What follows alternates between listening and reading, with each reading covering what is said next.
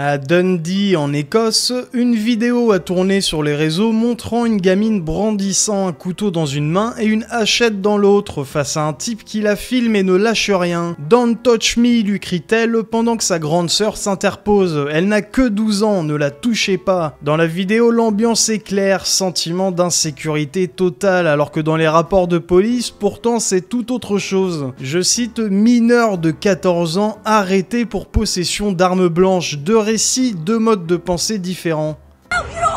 Yes, you have a knife. Why are you fucking with us? Show the knife. Show the knife. Show the knife. Show the knife. Show the knife. Don't touch her. That's it. That's it. Show the knife. Don't touch my sister. Show the knife. That's it. Don't fucking touch my little sister. She has fucking 12. Wait until I fucking catch you. She has fucking 12 and you just battered me, mate. Wait until I fucking catch you. Yeah, show the knife. Maracha. Don't touch her, you're to me. Don't touch her.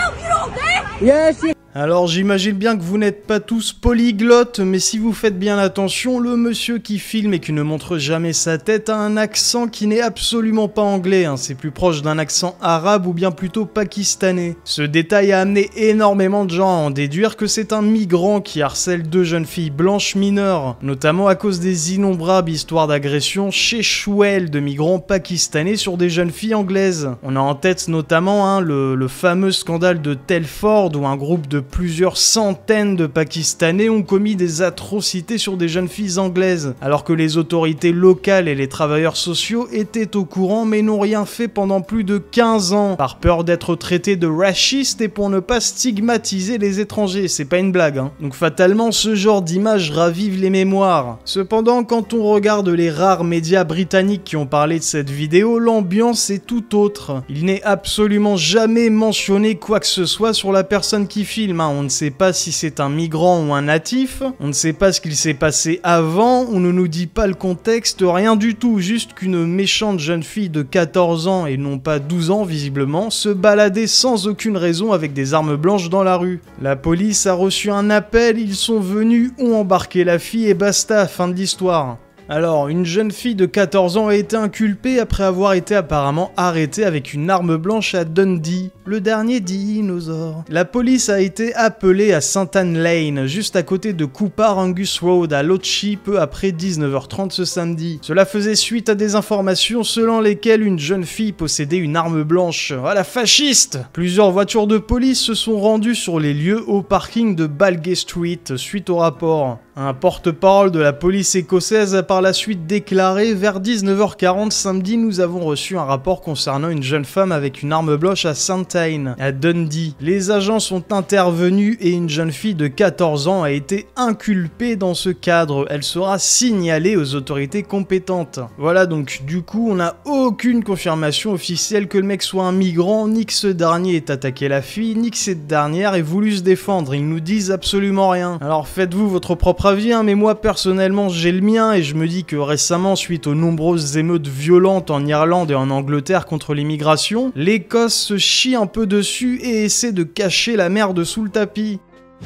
Une voyageuse SNCF a été verbalisée de 110 € à cause de son mignon petit chat blanc qui apparemment n'arrêtait pas de miauler. Pourtant, elle avait bien acheté en plus un billet pour animal de petite taille mais aurait visiblement refusé de changer de wagon à cause du bruit. Sachant que les contrôleurs ont des commissions sur les amendes qu'ils donnent, on peut se demander si c'est un excès de zèle d'un contrôleur avide d'argent ou bien si c'est au contraire la fille qui a fait preuve d'incivilité en refusant de changer de wagon. C'était un des sujets les plus discutés sur Twitter, alors inutile de vous dire qu'on a vraiment rien à se mettre sous la dent aujourd'hui. Lui, c'est Monet.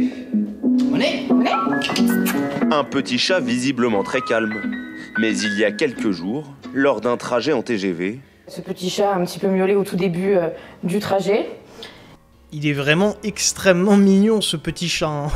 Regardez ces petites babines rondes, c'est trop mignon. Bon, par contre Camille un peu moins. Hein. Et suite à la plainte d'un voyageur pour des miaulements du début de trajet, un contrôleur nous a mis une amende de 110 €. Il est trop mignon. 110 € alors que Camille est en règle. Elle a bien acheté le billet obligatoire pour les animaux de petite taille, 7 €, mais le contrôleur se justifie. La cliente voyage avec un chat qui n'arrête pas de miauler. Suite à la plainte de plusieurs voyageurs, nous lui demandons de se déplacer. Elle refuse. Le chat étant bruyant, nous engageons la demande de relevé d'identité pour trouble à l'ordre public dû au bruit. Tout était pourtant fait pour que l'animal voyage dans les meilleures conditions. Voilà, je vais vous montrer la caisse dans laquelle Monet du coup a l'habitude de voyager. Depuis l'incident, Camille tente de comprendre ce qu'elle considère comme une injustice. En fait, on ne m'a pas donné la possibilité de la régler à ce moment-là. C'est quand même dommage que la SNCF puisse contraventionner des personnes qui voyagent simplement avec leur animal, qui sont en règle, surtout, qui ont pris toutes les précautions nécessaires, qui ont respecté toute la réglementation. Ce matin, la SNCF s'est exprimée sur cette affaire. Selon nos informations, il ne s'agit de toute évidence pas d'une verbalisation parce que le chat miaulait. C'est en réalité parce qu'à la suite de plaintes de nombreux voyageurs auprès des chefs de bord, ainsi que de vives tensions entre cette voyageuse et d'autres clients, nos chefs de bord lui ont proposé d'être replacés dans la voiture d'à côté. Ah, apparemment ça serait peut-être ce qu'on appelle plus communément une casse-burne. Camille a contesté l'amende auprès de la SNCF. Elle attendra la réponse de la compagnie ferroviaire avant de reprendre le train avec Monet. En tout cas, je réitère, ce petit chat blanc est vraiment d'une mignonnerie extrême. À Monaco, dans le quartier de Monte-Carlo, un musulman pris en plein milieu du luxueux café de Paris. Alors, est-ce une provocation religieuse? Est-ce un manque de savoir-vivre? Est-ce que c'était juste patron incognito avec le chef déguisé en musulman qui en vérité s'assurait que le sol était bien nettoyé? Je ne sais pas, mais en tout cas, tout ce que je peux vous dire, c'est qu'il n'y a vraiment pas de vidéo intéressante aujourd'hui. Il y a des jours comme ça.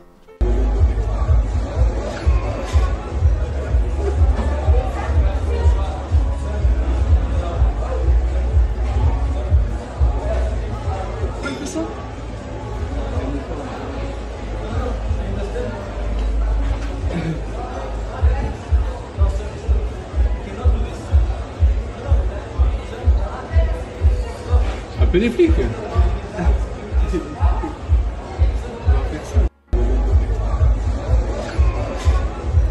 En plus, je vais peut-être dire des conneries, mais quand t'es musulman et que tu pries, on est d'accord que t'es pas censé avoir quelque chose sur tes pieds. Il me semble que t'es censé être pieds nus normalement. Enfin bref, très bizarre. On s'en fout de toute façon. Oh, la France est déjà perdue.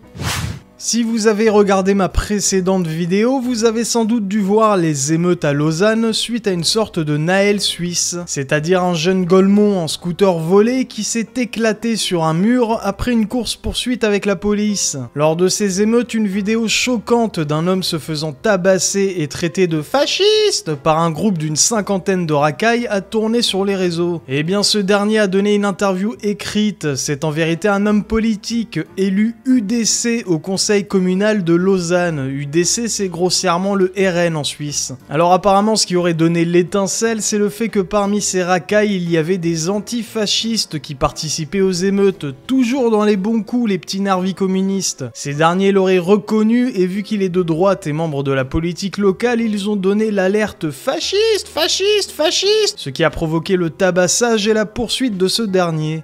Élu UDC à Lausanne, salarié dans la sécurité, Thibaut Schailer, 34 ans, dit avoir été agressé dimanche soir durant les émeutes de Lausanne après avoir été identifié par un groupe antifasciste. À quelle heure s'est passée votre agression? Il était environ 23 h ce dimanche, j'ai vu qu'il y avait de l'agitation dans le quartier, j'ai voulu aller jeter un œil. Comment s'est déroulée votre agression? Vous a-t-on préalablement reconnu? Quand je suis arrivé sur place, il y avait 50 à 100 émeutiers, peut-être plus, et puis il y avait là aussi un groupe d'environ 5 blancs, à quelques mètres de moi. J'ai tout de suite compris que c'était des antifas et qu'ils m'avaient reconnu. Ils se concertaient en me regardant, après quelques secondes, il y en a 3 qui sont venus vers moi. L'un d'eux m'a intimé de dire mon nom, il m'a traité de nazaï et m'a demandé de dégager. Il m'a poussé, je l'ai repoussé, je me suis écarté, j'ai reculé, lui ou un autre a gueulé « Y a un facho !» ou alors « C'est un facho !» À partir de là, j'ai vu une sorte de meute d'une quinzaine de personnes me courir dessus. Je suis parti en courant, je prenais des coups dans ma course. Je suis tombé parce qu'un type s'accrochait à moi pour me mettre au sol. Là, j'ai pris des coups de pied, des coups de poing, j'essayais juste de me protéger. Pendant qu'on me frappait, j'ai entendu 1 ou 2 personnes dire aux autres d'arrêter de me frapper. J'ai réussi à me relever, j'ai commencé à courir. Certains ont continué à me poursuivre. On m'a coincé contre un mur, j'ai pris des coups mais j'ai réussi à me protéger. Puis j'ai repris repris ma course jusqu'à une intersection. 2 policiers qui étaient là bloquaient la circulation. Je me suis annoncé auprès d'eux, je leur ai dit ce qu'il s'était passé, je leur ai donné mon nom, ils m'ont conseillé de juste aller porter plainte. Alors avez-vous été blessé? Non, heureusement il y avait juste des traces de sang sur mon t-shirt, mais je ne saurais vous dire exactement d'où ça venait, peut-être d'une écorchure à une main. Il a eu beaucoup de chance parce que quand on voit les images, il se fait quand même salement latter. Qu'est-ce qui vous permet de dire que le groupe qui vous a identifié appartient à la mouvance antifasciste? C'est leur allure, c'était le look et l'ambiance antifa habituelle, et puis il y a le fait qu'ils m'ont reconnu de suite. Oui, parce que effectivement, les petites racailles de cité, je ne suis pas sûr qu'ils connaissent tous les protagonistes de la politique locale. Savez-vous si ce groupe que vous désignez comme Antifa a pris part au feu de poubelle et à la casse d'un bus? Je pense que les émeutiers étaient des jeunes de quartier. Le groupe Antifa était venu plus tôt, je dirais, en tant qu'allié et non pas comme casseur. L'un des Antifa était cagoulé et masqué. Il est possible qu'il ait participé aux actes de dégradation. Comment réagissez-vous à la mort du jeune scooteriste dans la nuit de samedi à dimanche alors qu'il était poursuivi par la police? C'est dramatique et mes pensées vont à sa famille et ses proches. Cela étant dit, c'est une démonstration que prendre des risques inconsidérés pour fuir la police peut tuer. Et on ne va pas blâmer la police pour avoir tenté d'arrêter quelqu'un qui fuyait sur un scooter volé. Bon, du coup, comme je vous ai dit, on a vraiment que dalle à se mettre sous la dent aujourd'hui, mais bon, il y a quand même cette vidéo d'une voilée avec un filtre Snapchat qui lui donne une tête de travesti repenti et qui nous parle du complot des blancs qui lui volent les sandwichs au thon dans les boulangeries. Sandwichs qui, selon elle, dans sa tête, sont quasiment réservés aux musulmans. Est-ce que vous avez compris, bande de fachos? Vous n'avez plus le droit de prendre des sandwichs au thon à la boulangerie s'il y a des musulmans dans la queue. Vous n'avez pas honte? Bon, bien sûr, le tout recouvert d'un soupçon de mythomanie et de psychose, je pense. On vous demande pas grand chose. Juste laissez-nous les sandwichs au thon. C'est quoi votre souci? Je me rends à la boulangerie. Je suis là, je prends mes petits roulés. Tu vois, moi je suis naïve. Je pense pas au danger. Je prends mes petits roulés, tu vois, suisses, pépites de chocolat, les petits beignets, patati patata pour les collectes. Et là, je arrive au rayon sandwich. Il y a une dame juste à côté de moi qui me regarde et qui me nargue. Parce qu'il restait un sandwich au thon. Il en restait 5 au poulet et 3 au jambon. Et là, du coup, donc, elle se fait servir par une dame et moi par une autre. Et celle qui la sert, elle lui dit alors, qu'est-ce que vous voulez et tout. Et là, la cliente, elle se retourne, elle me regarde, elle dit, j'hésite. T'hésites de quoi? T'hésites de quoi? Et pourquoi? Pourquoi tu me signifies que t'hésites? C'est quoi, tes petites coquines? Qu'est-ce que tu as? Quoi tu réfléchis? Et là, elle dit, je vais prendre le sandwich au thon. Même la vendeuse, elle me regarde dans le genre, je suis désolée ma chérie, il n'y aura plus rien pour toi, tu vois. Mais laissez-nous les sandwichs au thon, on vous a rien demandé. Oui. C'est dingue, on veut que ça, juste les sandwichs au thon. Et pour finir, voici la séquence où je vais me faire casser les reins à cause des droits d'auteur. Vendredi 5 septembre, il y aura le nouvel épisode de J'irai dormir chez vous, cette fois-ci au Salvador, le pays du président Bukele, qui a foutu tous ceux qui ont des tatouages en tôle et qui a fait baisser drastiquement le taux de criminalité de son pays, qui auparavant était un des plus dangereux d'Amérique du Sud et dorénavant littéralement le plus sécuritaire. Alors inutile de vous dire que 90% des gauchistes disent que c'est le dernier des salauds et un dictateur en puissance qui ferait supposément plus de mal que de bien à son pays. Bon, mis à part ça, personnellement, j'adore cette émission et si par je ne sais quel moyen vous n'en avez jamais entendu parler, je vous conseille fortement de regarder. On a donc ici un petit extrait en avance d'un vieux monsieur salvadorien qui nous explique un peu l'avant et l'après Bukele. Enchanté. Je suis très content de vous voir ici.